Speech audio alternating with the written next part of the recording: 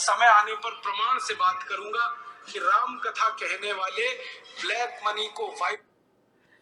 ये राजीव दीक्षित साहब का वीडियो बहुत सर्कुलेट हो रहा, मतलब एक तरीके से वायरल है और सालों से है। अ, राजीव दीक्षित साहब को मैं बहुत टाइम से फॉलो कर रही हूँ। मतलब जब पहली बार नेशनल न्यूज़ ने उनको कवर किया था किसी वियर्ड कारण से, तब से ही मुझे इस बात का भान था, ज्ञान था, अंदाज था कि the fellow is following his passion which is found very rare.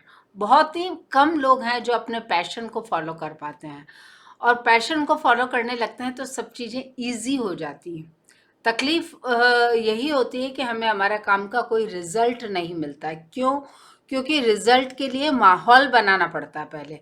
Result ऐसे ही एकदम सामने नहीं आ जाता। देवी भगवती को प्रकृति को तैयार करना पड़ता है, उसके लिए रिजल्ट ऐसे सामने आता है। तो आज की तारीख में यदि हम देख रहे हैं कि ये एक ऑटो वाला भी ध्यान रखता है कि मेरे एरिया का पार्षद कौन है, वो कैसा व्यक्ति है, हमारे प्रधानमंत्री क्या कर रहे हैं, किससे मिल रहे हैं, छोटी छोटी बातें भी आज का ऑटो वाला भी ध्यान रखता है।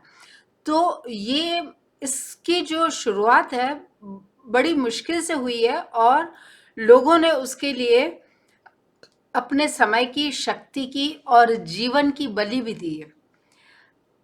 उनमें से राजीव दीक्षित भी एक हैं।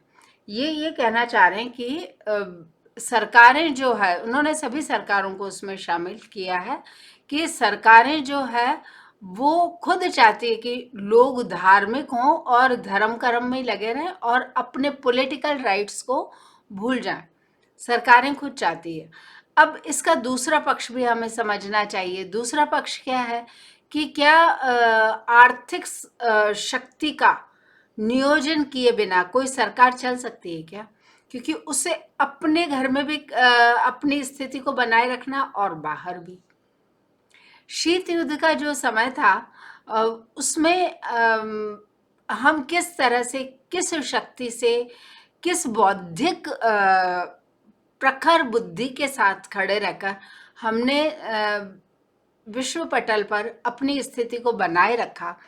ये एक विषय अलग होते हुए भी इसके साथ ही जुड़ा हुआ है कि विश्व पटल पर खड़े होने के लिए हमें एक प्रजा के रूप में कैसा होना पड़ेगा। और शीत युद्ध की जो उससे पहले की जो हमारी गुलामी का समय है उसको लो, शीत युद्ध का समय लो, तो ये देखो कि हमारे यहाँ का इंटेलेक्ट किस तरह से ड्रेन हुआ।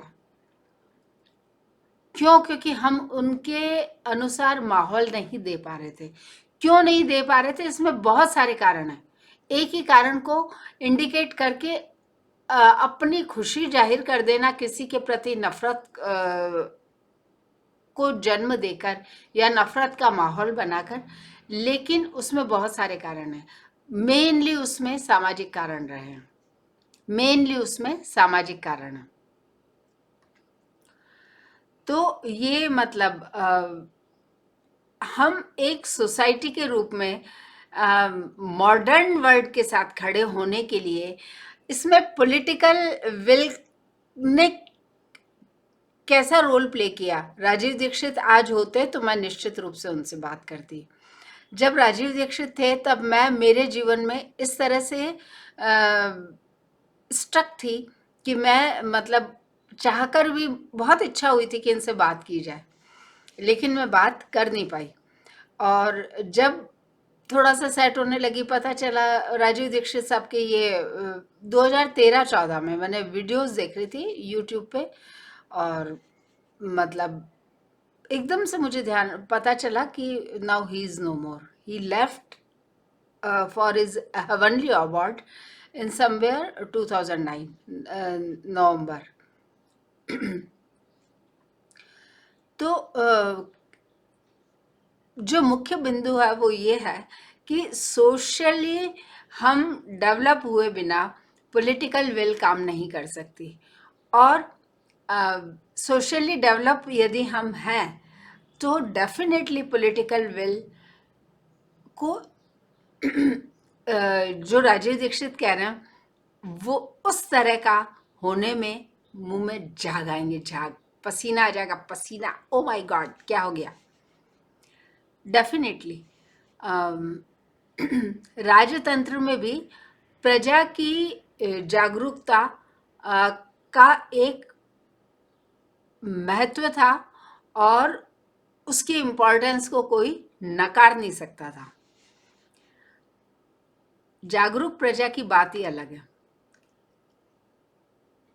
तो राजीव दीक्षित साहब के कहने का मतलब क्या है कि जितना मतलब पब्लिक को कम से कम सुविधाएं दी जाए, सुविधाएं धन से दी जाती है तो सुविधाएं दी जाए, और उसकी जो उसमें जो हेल्प कर देता था सरकारों की, सरकारें उनसे खुश रहती थी। तो ये प्राचीन काल से रहा है कि गुरु की महिमा रही है प्रत्येक धर्म में, क्योंकि वो आम जन के थॉट प्रोसेस को कंट्रोल करके रखता रहा है। तो ये कोई राजीव दीक्षित साहब के समय की तो कोई विशेष बात है नहीं, अलग से कुछ हुआ है ऐसा तो है नहीं।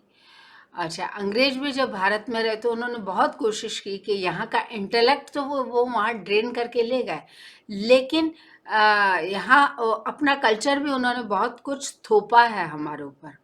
उसके ये एक अच्छी बात है कि हमारे मतलब एक टिपिकल पार्टिकुलर टाइम पीरियड के बुद्धिजीवियों ने उसमें से बेस्ट लिया, उनके कल्चर को अप्रिशिएट करते हो उसमें से बेस्ट लिया, ऐसे कुछ भी नकल नहीं की, ये है।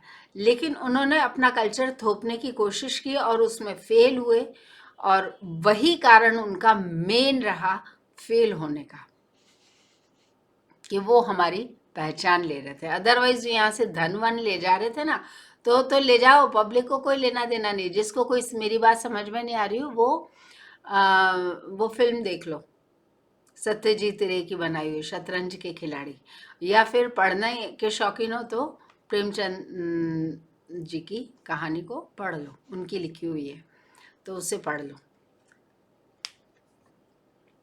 ये है जागरूक प्रजा। हमारे यहाँ की जागरूक प्रजा ये है कि धन कोई भी कहीं भी ले जाए, हमको लेना देना नहीं, हमारी पहचान नहीं जानी चाहिए। और यही इसी ने मेन रोल प्ले किया अंग्रेजों के यहाँ जमने का, कि जब अंग्रेज यहाँ जम रहे थे तो जो भी पार्टिकुलर ग्रुप्स थे उनकी आपस में क्या टसर चलती थी, खींचातान चलती थी, रस्साकशी का खेल चलता था, एक दूसरे के साथ होते हुए भी एक दूसरे से घबराए हुए रहते थे। पहचान बड़ी चीज है कलयुग में। जीवन की क्या विशेषता है, ये अब कितना अच्छा है खराब है, लेकिन ये मेरा है इसका कहीं नहीं हाथ लगाना, ये एक पहली चीज है।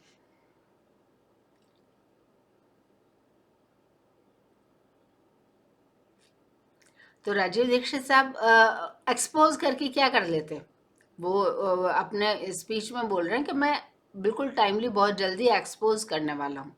वो ठीक है, आपने एक्सपोज कर लिया, वो तो साफ ही दिख रहा है, साफ ही दिख रहा है, एवरीबडी इज वर्किंग। पर एक आदमी एकदम रिच हो जाता है, एक नहीं हो पाता, क्यों? काम तो दोनों कर रहे हैं, काम तो दोनों ही कर रहे हैं ना।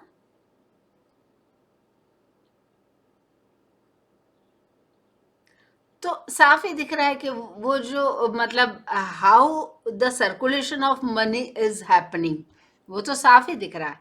उसको बताने के लिए अलग से कोई कोशिश करने की जरूरत नहीं है, लेकिन जागरूक प्रजा को कोई नहीं छेड़ सकता है। ये शीत युद्ध के समय की बात, शीत युद्ध के बाद की बात और आज की बात, ये तीन हम इस विश्व पटल पर हमारी पोजीशन को हम तीन भागों में देख सकते हैं। 85 तक समझ लो शीत युद्ध की स्थिति रही है। इसको चेंज करने की कोशिश की राजीव गांधी ने, और राजीव गांधी जब सत्ता में आए तो एक माइंडसेट के साथ आए, और इन लोगों की सर्वाइवल इंस्टिंक्ट की जितनी भी प्रशंसा की जाए कम है। इन लोगों की मतलब इंदिरा गांधी जी की एक महिला होकर किस तरह से देश को रूल किया, गाइड किया, उसे डायरेक्शन दी। और बुराइयां तो काम में निकाल सकते हैं, है ना। जिसको बैठे बैठे चाय पीने की आदत होती है ना, वो उस चाय में बुराई ही निकालता है। वो कभी नहीं कहेगा कि चाय अच्छी थी। काम जो करे ना, उसे पता होता है कि काम कैसे किया जाता है। और उसके बाद राजीव गांधी और अब जो फैमिली है उनका भी अपना एक अपोजिशन के रूप में उनका एक सर्वाइवल इंस्टिंक्ट है, जो कि अब्सोल्युटली जिसे कहते हैं कि विरोधी वातावरण में अपना काम कर रही है। वो रिजल्ट रूप में हमें क्या दे पाएंगे ये तो एक अलग बात है, लेकिन आज की तारीख में वो अपोजिशन का रोल तो प्ले कर ही रहे हैं। तो राजीव दीक्षित साहब को प्रणाम। उनका ये देखकर ध्यान आया कि कोई एक्सपोज कर देगा, कोई किसी को मार देगा, कोई किसी को जेल में बंद कर देगा, उससे कुछ नहीं होगा। आपको माहौल बदलना पड़ता है, माहौल बदलना पड़ता है। राजा हमेशा, कोई भी राजा हो, अपनी प्रजा के साथ खुश रहता है। प्रजा यदि जागरूक है तो राजा स्वतः ही जागरूक होगा। अकेले एक व्यक्ति से कोई मतलब पाथ फाइंडर्स जिनको कहते हैं ना, एक अकेला व्यक्ति नहीं हो पाता। उसके लिए एक माहौल होता है, माहौल का होना बहुत जरूरी है। और राजीव दीक्षित साहब ने एक माहौल तैयार किया था। हम उन्हें कोटि कोटि प्रणाम करते हैं।